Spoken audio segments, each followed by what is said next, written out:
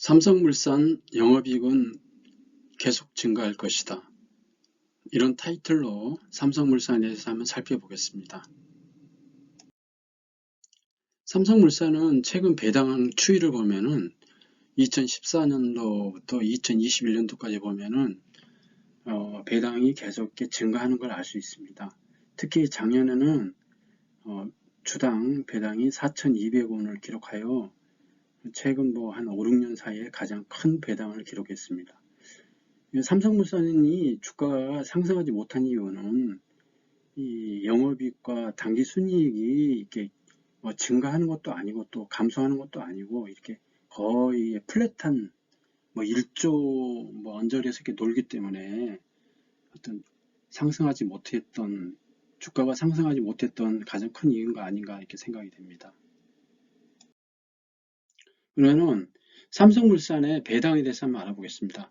삼성물산은 2020년도에서 2022년도 3년 개년 배당 정책을 전자공시를 통해서 이렇게 고시를 했는데 주 내용은 관계사 배당 수익의 60에서 70% 수준을 재배당하겠다는 겁니다. 물론 최소 지급액은 2,000원을 상정을 하고 재배당률 확대로 배당 총액을 점진적으로 상향하겠다는 얘기입니다. 즉 삼성전자, 삼성생명, 기타에서 배당을 받는데 그 배당의 60에서 70% 정도를 다시 삼성물산 주주에게 재배당하겠다는 겁니다.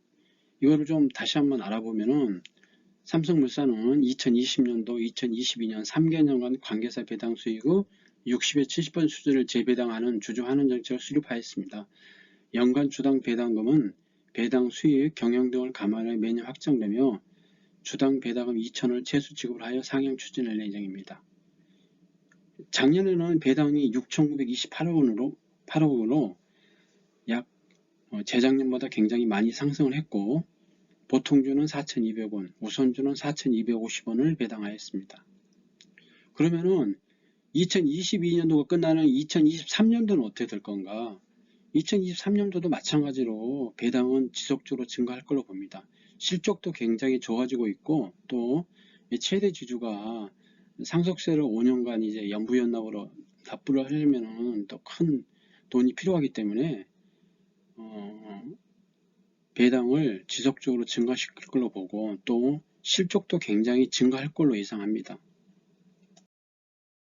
그러면은 삼성물산은 최대 지주가 33.76%를 갖고 있습니다.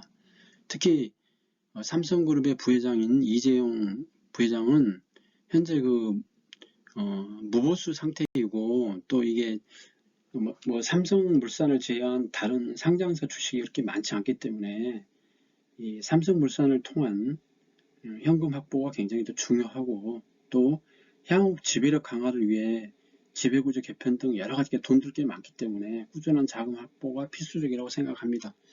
물론 이재용뿐만 아니고 동생 이부진 이서연도 마찬가지로 또 상속세를 많이 내야 하기 때문에 똑같은 입장입니다. 그러면은 그 배당 확대로 이어질 수 있는 거에 대해서 이렇게 알아보면은 이 상속세가 워낙 많기 때문에 앞으로 4번의 상속세를 내야 되기 때문에 그 배당을 삼성물산에서 배당을 많이 해줘야 됩니다. 그러기 위해서는 정당성을 확보하기 위해서는 실적이 굉장히 좋아야겠죠.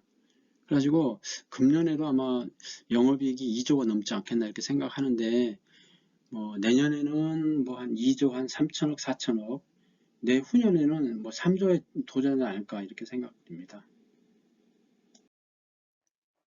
그러면은 현재 그 자사주가 12.5% 약 2,470만 주를 갖고 있는데 이 자사주가 이제 소각하냐 아니면은 딴 데 매각하나 이런 여러 이슈가 있었지만은 아직까지는 일부만 소각하고 아직도 2,470만 주 큰 물량을 갖고 있습니다. 그래서 이 분기 보고서를 보면은 삼성물산은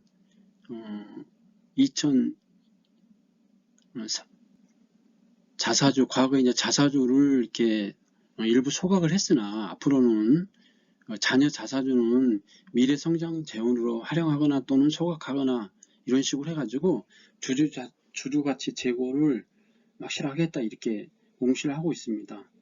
제 생각으로는 다른 회사의 지분을 취득할 때 아마 주식 교환을 하든지 아니면은 매각을 하든지 아니면은 뭐 소각을 할 걸로 이렇게 생각합니다.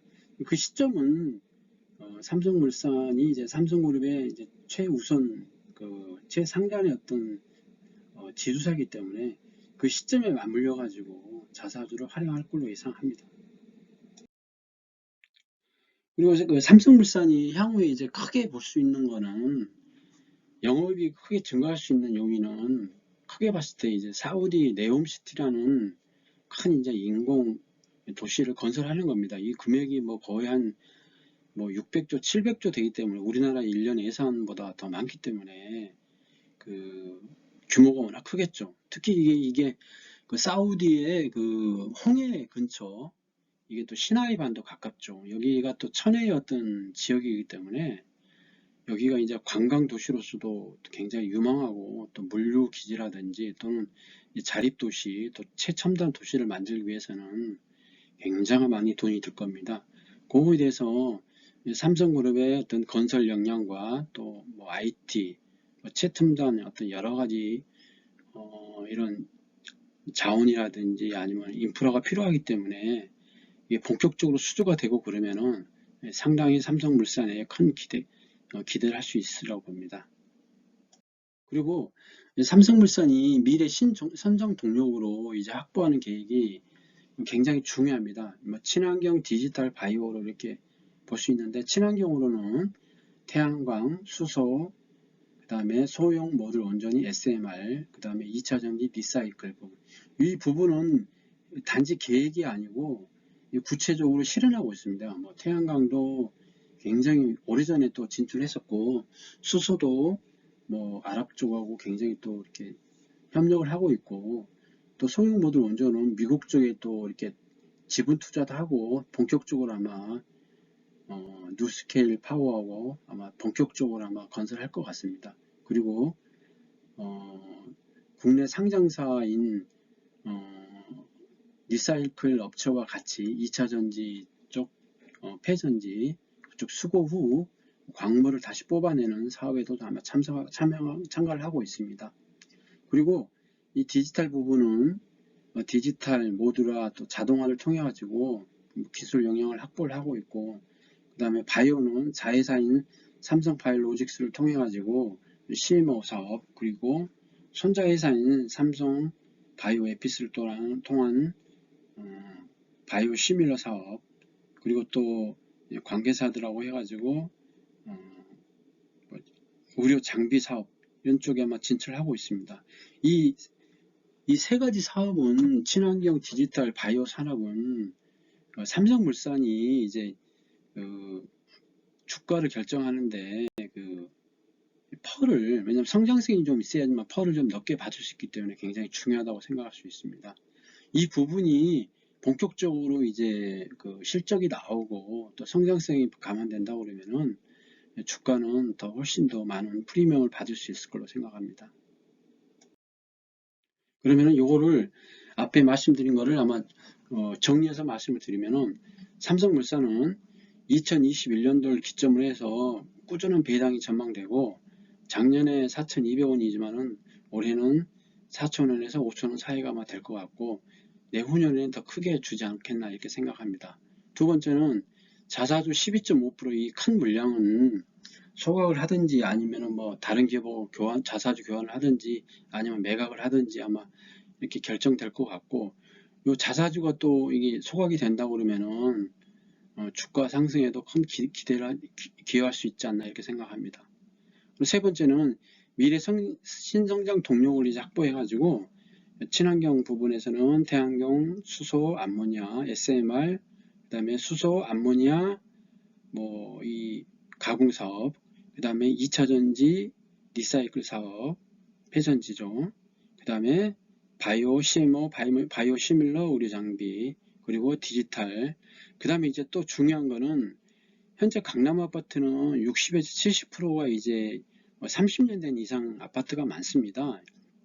이 아파트에 대한 리모델링이 가능할 걸로 보는데, 이 삼성 레미안에 대한 또 인지도도 높고 또 IT 기술이 있고 이러기 때문에 또 다른 건설업체에 비해 가지고 또 프리미엄을 받기 때문에 이 분야도 상당히 밝다고 생각합니다.